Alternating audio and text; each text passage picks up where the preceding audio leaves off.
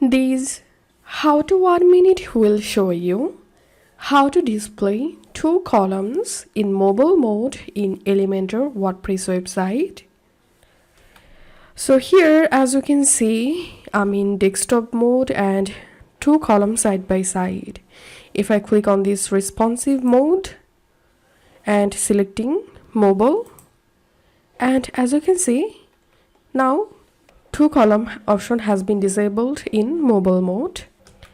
In mobile version, to make these two columns, hover over on the first column and click on edit column, and column width give here 50%, and then edit the second column, give here column width 50%,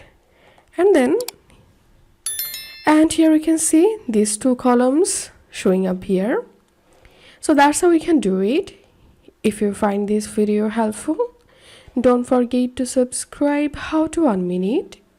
See you in the next video.